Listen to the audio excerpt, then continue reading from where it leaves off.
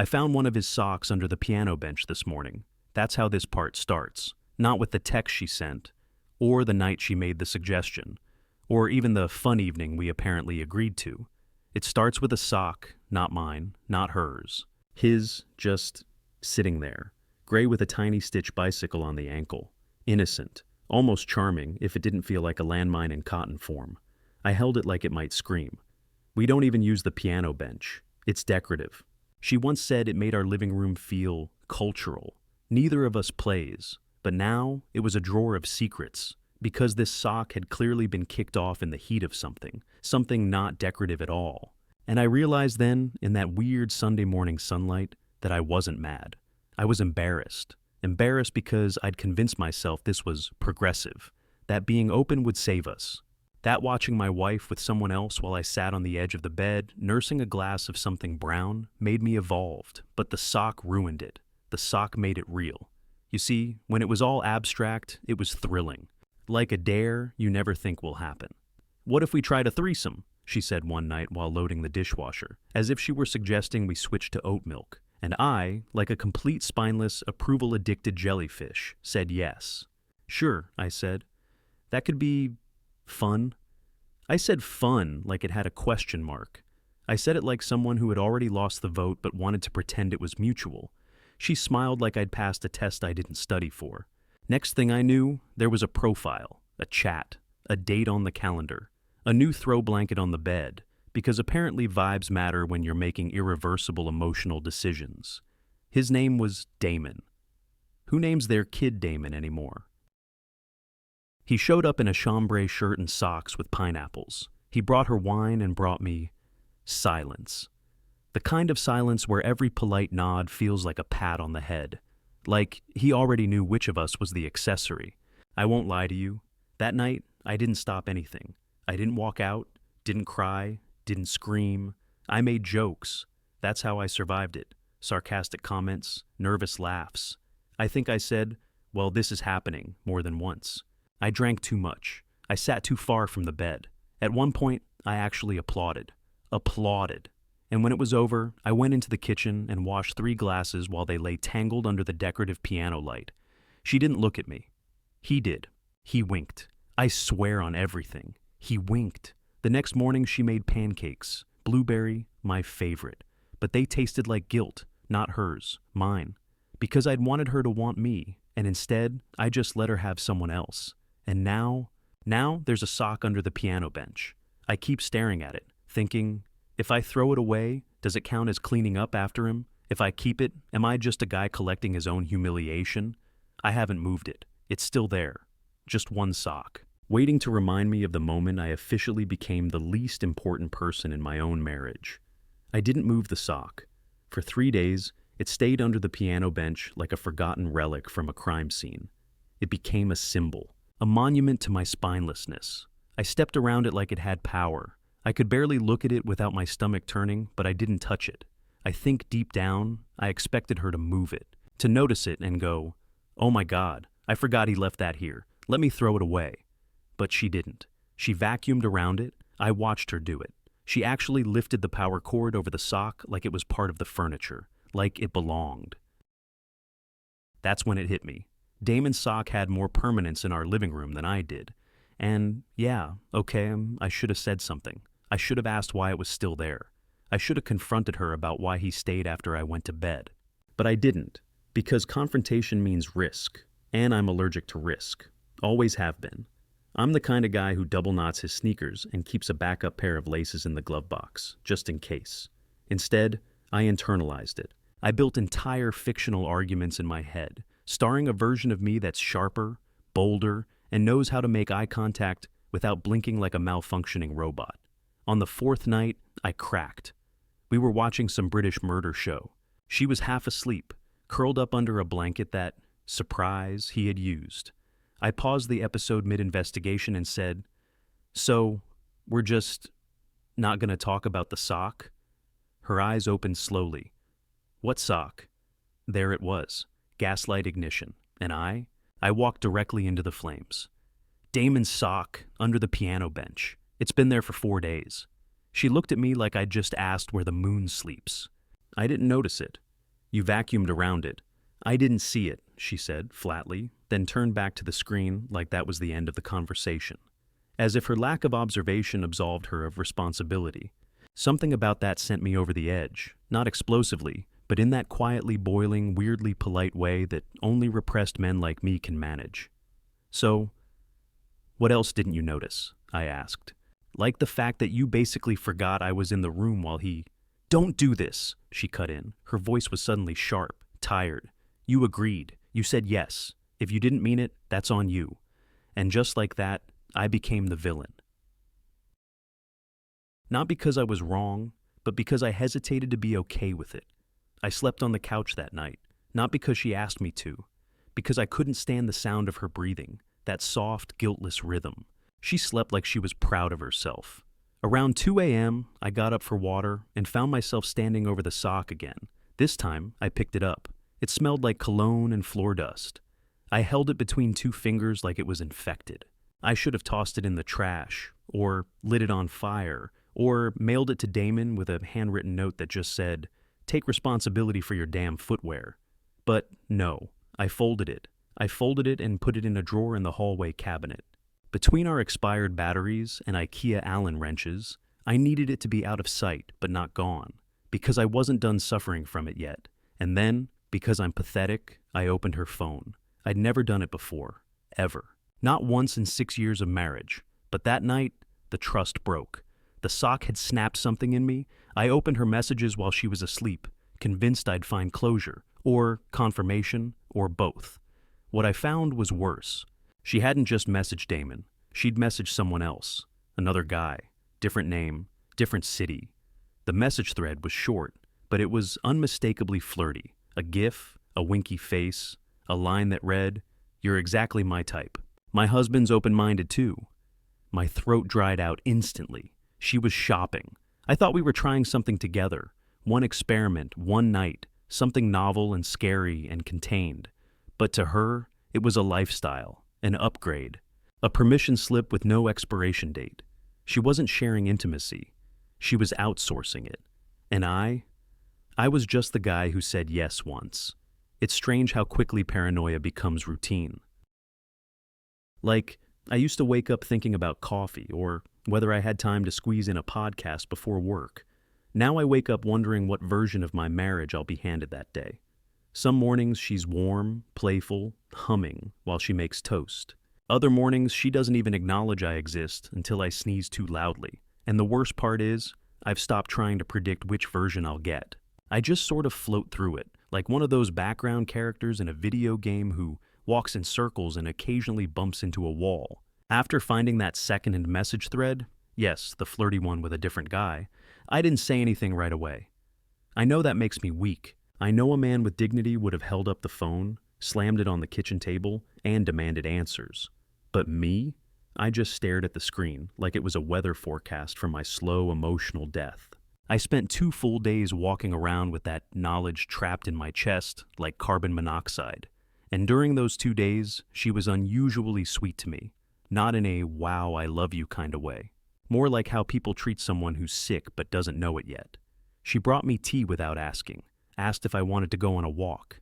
She even suggested we go see a movie, which we haven't done in months. And like a fool, I said yes.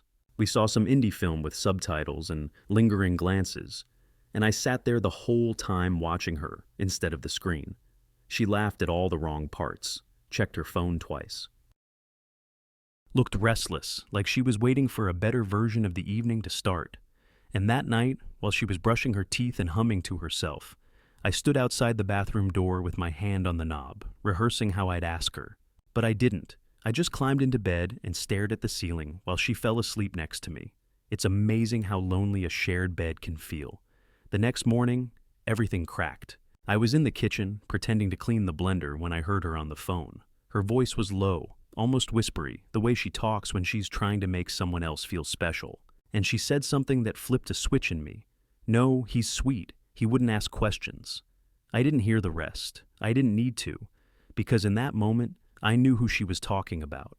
And I knew how she saw me, not as a partner, not as someone she loved, but as a non-threat. A static figure who'd rather stew in silence than make waves. So I made a wave. When she walked back into the room, I asked, "How many?" She blinked. "What? How many guys have you messaged behind my back?" She didn't flinch, didn't lie, didn't even look surprised. "2, maybe 3. I don't know. What's the real question here, Nate?" That response, that tone. It was like asking someone if they crashed your car and hearing, "It had a scratch already, didn't it?" I said, "The real question is whether I'm even your husband anymore, or just your PR cover for your sex tour." She laughed. Laughed. Not big, not loud, but enough to let me know she didn't take me seriously. Like I was a sitcom character having a mid-season meltdown. "You said yes," she reminded me. That same line again, as if my one scared, confused agreement gave her a blank check to demolish every part of what we had. I told her I wanted to go to counseling. She said she didn't believe in therapy, at least not for this. That it wasn't a crisis, it was just evolution. She said, "This is what modern love looks like. You either grow with it or get replaced." Get replaced. That was the first time she said it out loud. The first time the threat wasn't implied, but served to me on a plate, like a dare. I didn't answer. Instead, I walked into the hallway, opened the drawer, and pulled out the sock. I held it up like it was Exhibit A in a murder trial. "You're not evolving," I said. "You're erasing." She didn't reply. She just stood there, arms crossed, lips pressed together like she was already filing for emotional divorce. And in that silence, something even worse happened. I saw it in her eyes. She wasn't afraid of losing me. She was bored of me. That was the moment I stopped worrying about the other men and started worrying about what was left of me. After the sock incident and her half-hearted confession about the maybe 3 other guys, I stopped trying to make her understand how it made me feel. Not because I forgave her, not because I accepted it, but because I realized something far worse. She didn't care. You can't argue with someone who's already built a version of you in their head that's easier to ignore. You can scream, cry, beg. They won't hear you. They're not talking to you anymore. They're talking to their idea of who you used to be, the you who won't fight back, the one they know won't leave, the one who folds socks instead of raising hell. So, I did something different. I started a notebook. It wasn't a dramatic leather-bound journal or anything like that. Just a $1.49 college-ruled spiral I bought at the gas station. I kept it in the drawer beneath my side of the bed, under an old hoodie and some expired travel-size toothpaste tubes. The first entry was short. April 21st. She laughed when I asked how many. She said, "Maybe 3. The word maybe felt worse than a lie. The next day, another one. April 22nd. She deleted the Velvet Door app, but not the texts. She's not hiding. She just knows I won't act. I kept going, every day, observing, noticing, documenting her emotional distance like a scientist writing the last pages of a species going extinct. I didn't know what I was going to do with it. I just knew I needed to see it, to make it real. Because somewhere between the first guy and the third, I stopped trusting my own memory. I started doubting whether things were as bad as they felt. Gaslight yourself long enough, and eventually you think maybe you're the villain. But the notebook didn't lie. It didn't spin. It didn't tell me I was too sensitive. It just told the truth. On April 26th, she went out at 9:30 p.m. Said she was getting dessert with an old coworker. I asked for a name. She said, "It's not important." She wore perfume she hadn't touched in over a year. I wrote that down too. When she got home after midnight, she wasn't drunk. Not even a little. Her hair was flawless. Her lipstick was still intact. Her phone was face down on the kitchen counter. When I asked if she had fun, she smiled and said, "It was refreshing." Then she went to bed without even kissing me goodnight. April the 27th. She came home looking untouched. That scared me more than if she'd come back messy. Whatever she's doing, it's clean, controlled, practiced. I'm not the first. I won't be the last. It sounds dramatic when I write it out now. But at the time, the act of writing was all that kept me from snapping. It made me feel like I was still here, still present, still aware of the plot, even if I wasn't the lead anymore. She, of course, noticed nothing. And then, on May 2nd, I did something uncharacteristic. I skipped work. I called in sick, not because I was physically ill, but because I was starting to unravel in public. I almost cried in a Walgreens the day before. Not because of anything dramatic, just because I couldn't remember which kind of shampoo she used. I stared at a wall of bottles and realized I didn't know the woman I lived with anymore. I didn't even know if she wanted me to know her. That morning, I sat on the back porch with my notebook, a cheap cup of coffee, and an old photo of us from 5 years ago. Her in a mustard yellow dress, me in a plaid button-up that made me look like a lost youth pastor. We were laughing. My eyes were crinkled. Her hand was on my chest. I stared at that photo for 20 minutes and wrote, May 2nd, I don't think she remembers this day. I don't think she remembers me. Then the door opened. She didn't expect to see me there. Her makeup was light, casual, but purposeful. She wore boots, the kind she wears when she wants to look accidentally attractive. She paused. I thought you were at work, she said. I'm not. Everything okay? Peachy, I said, flipping the notebook closed with one finger. Her eyes darted to it, but she didn't ask. She just nodded and walked inside. She didn't ask if I wanted to talk. Didn't ask what I was writing. Didn't ask if I was okay. And the scary part, I think she was relieved. Relieved I wasn't confronting her. Relieved I was still playing the role of the quiet, understanding husband who made sardonic comments and wrote in his little journal like a harmless poet. But that was the day I stopped being harmless. Because now I was paying attention. It happened on a Thursday, 3 weeks after I started documenting. I came home from work and something felt wrong. Not dramatic, not obvious, just wrong.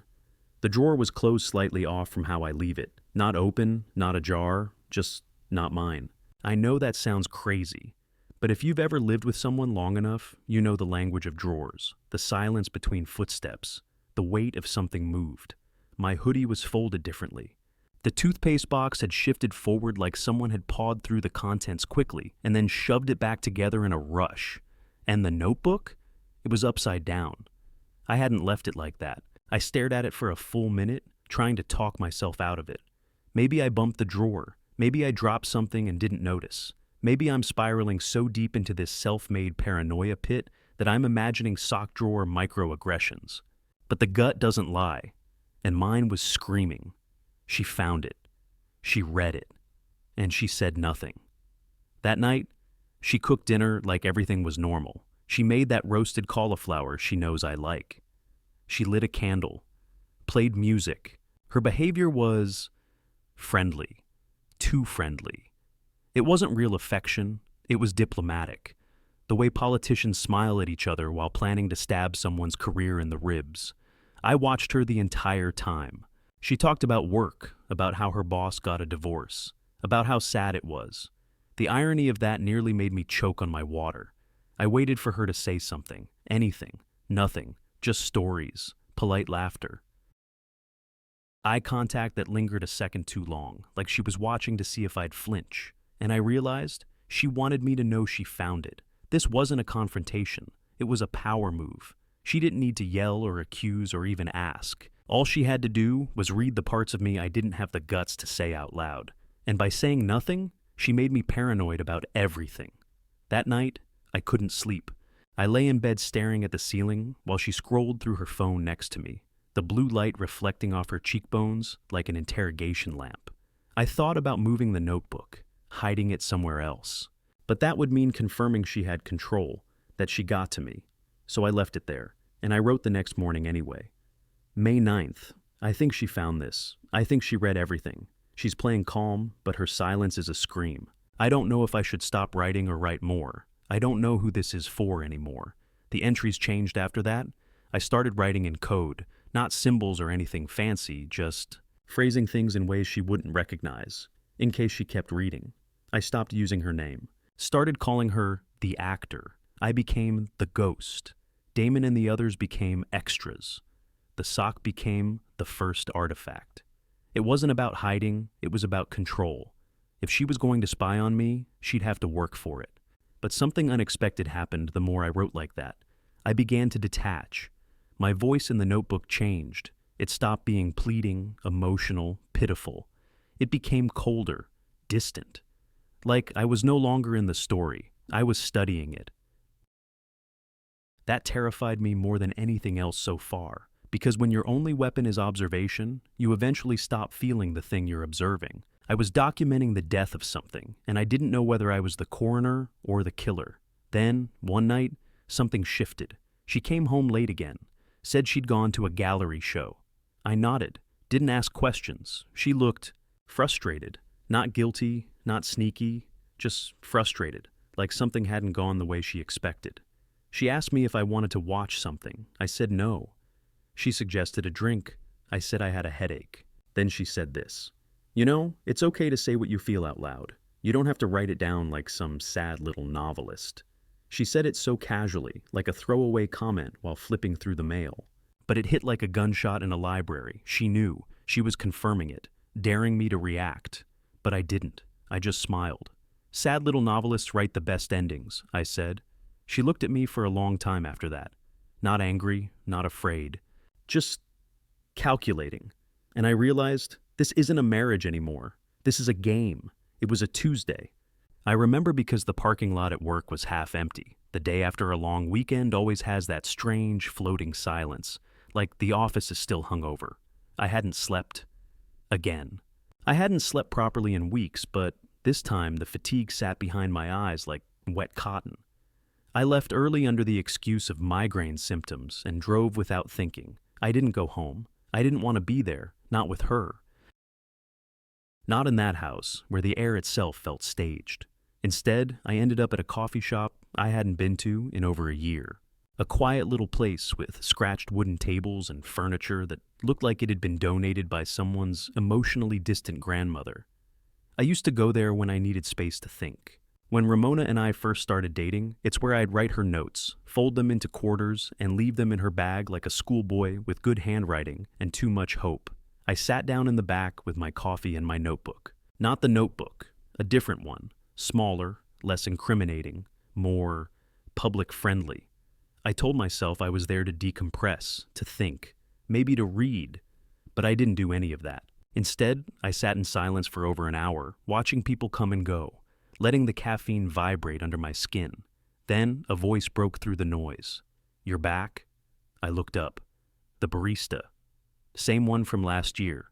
Freckles, kind eyes, hair tied up, like she never decided how permanent her shift was going to be.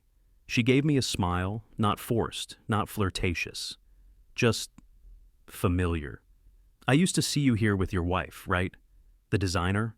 I froze for a second, then nodded slowly. "Yeah, that was us." She didn't ask where Ramona was. She didn't need to. She looked at the empty seat across from me and said, "You look thinner." I laughed under my breath. Stress diet. She brought me another coffee without asking. Black. The way I used to drink it before Ramona convinced me almond milk was healthier. "Still writing?" she asked, gesturing to the notebook. "Trying to?" She hesitated, then said something strange, something I hadn't expected. "You used to smile when you wrote."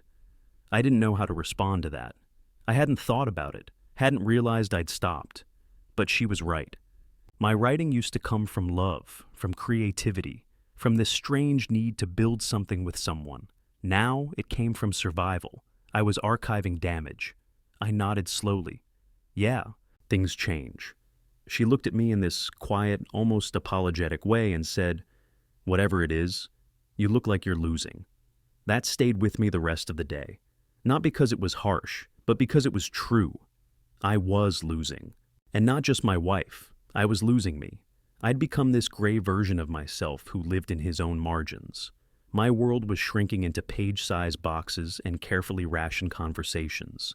I was afraid to speak, afraid to act, afraid to be seen, really seen. That night when I got home, she was already there, sitting on the couch, laptop open, wine glass untouched. I walked past her toward the bedroom, planning to hide out again. But she called out, "Hey, can we talk?" I stopped, turned. Her voice was calm, measured, not angry, not manipulative, but cautious, like she was approaching a wounded animal she wasn't sure would bite. I sat on the edge of the armchair. My muscles were stiff, like I'd been outside in the cold too long. "I think," she began, "we've been pretending that everything's fine when it's not, and I don't think we can keep doing that." I nodded. "You mean the pretending or the marriage?" She winced, and I hated that part of me was proud of how much it stung her. "I don't want to hurt you," she said, eyes dropping to her hands. I just I don't think we want the same things anymore. I let the silence stretch until it started echoing. Then I asked, "Who's the guy this time?" She looked up sharply. "It's not about anyone else. Not really." That's a yes. No, it's a we're broken and you're trying to fix it by bleeding quietly in the corner. She wasn't wrong, but the worst part? She said it kindly, as if pity was somehow more digestible than cruelty. "I don't think you love me anymore," I said, almost a whisper. She didn't deny it. She just said, "I don't think I know how to love you anymore." There it was. The softest death sentence in the world. We didn't yell. We didn't cry. We didn't throw plates or rehash old wounds. We just sat there, two people in the ruins of something once beautiful, trying to decide if it was worth salvaging or better left buried. I went to bed alone that night. Again.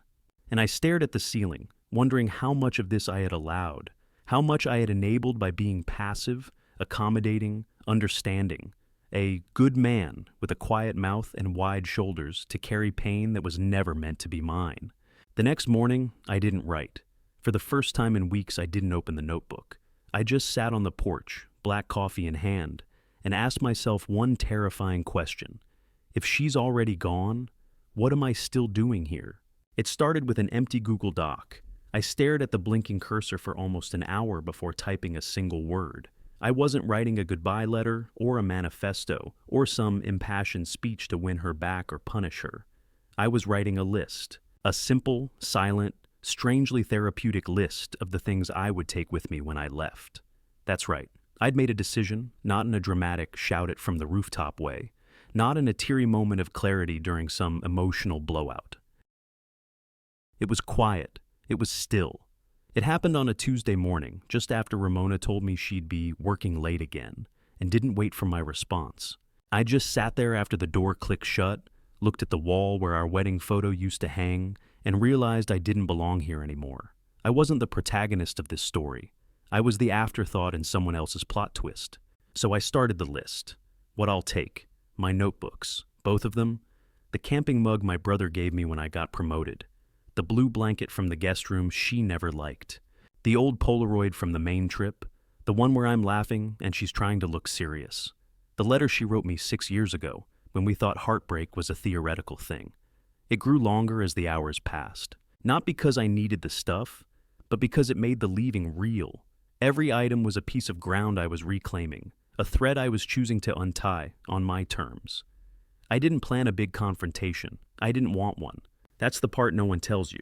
Sometimes the most powerful exit is the one that doesn't come with a speech. Just a door that quietly closes behind you, and the sound of absence doing all the talking. I booked a short-term rental under my name. A converted garage studio on the other side of town, small and unfinished, but clean. Neutral. I didn't tell anyone, not even my brother, not yet. I needed the silence first. I needed to experience being alone by choice, not by default. That night, I pretended to be asleep when she got home. She didn't check. She took off her boots, washed her face, scrolled through something on her phone in the kitchen, and climbed into bed next to me without a word. I could feel her body heat, hear the way she sighed like the day had asked too much of her. But there was no reach for me, no instinct to connect, just parallel lives, inches apart. The next day, I packed. Not all at once, slowly, carefully, like a thief stealing back pieces of his own life, one drawer at a time. She didn't notice. Or maybe she did and chose not to ask. That had become our language now, avoidance dressed up as grace. On Friday, she left for a weekend retreat with some friends from design school. Her suitcase was full of light colors and effortless outfits. She wore lipstick, even though she said it was just a low-key cabin trip. I didn't ask questions. I kissed her on the cheek and said, "Have fun." And for the first time in months, I meant it.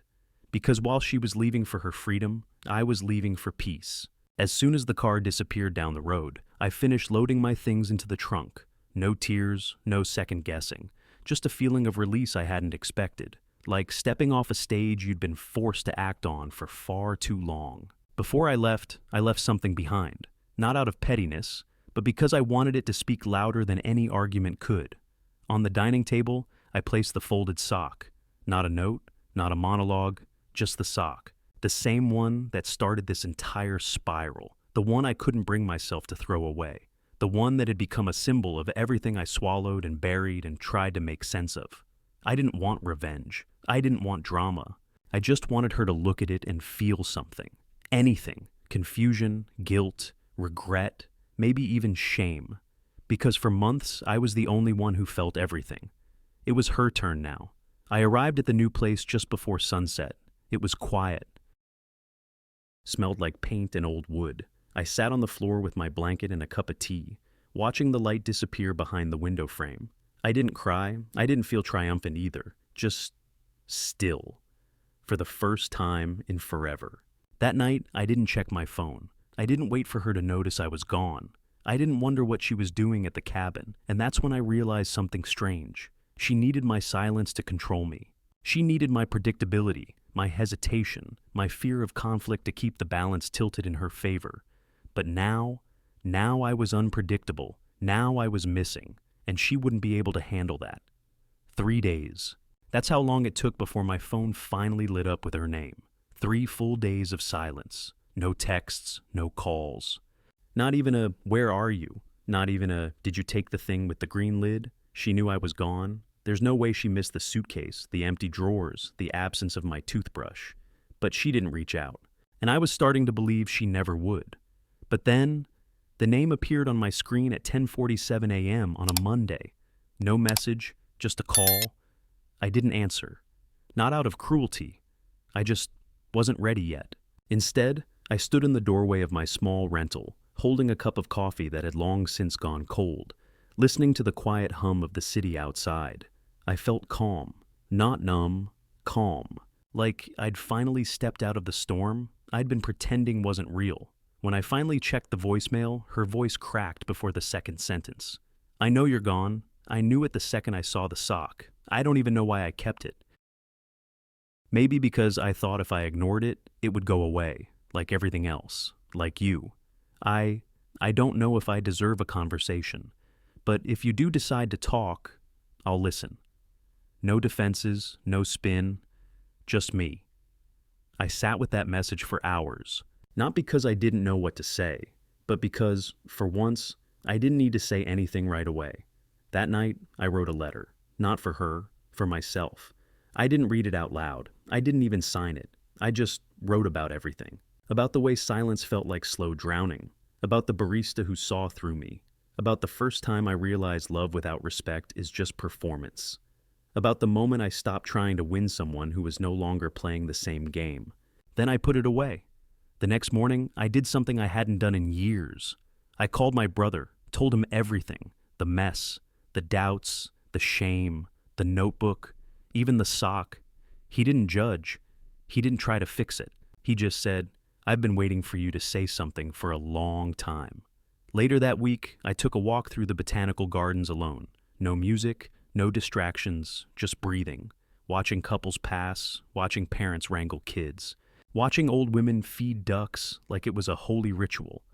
And I realized something important. I wasn't broken. I wasn't ruined. I was just clearing space. Clearing space for a life that didn't revolve around someone else's emotional weather. For the first time, I wasn't orbiting anyone but myself. I didn't go back to Ramona, but I did meet with her. One coffee, neutral ground. We talked like adults for the first time in years. She apologized, not in the performative way people do when they want to be forgiven, but in the quiet, difficult way people do when they finally see what they've done. I told her I didn't hate her. She said she didn't expect me to come back. We hugged, and that was it. No big reconciliation, no rekindled romance, just closure. And in that moment, I felt something that had been missing for so long, I forgot what it was called. Freedom. It didn't roar. It didn't arrive with trumpets. It whispered. A slow, steady peace. And I walked away, knowing I'd finally become the one thing I'd always been too afraid to be. Whole.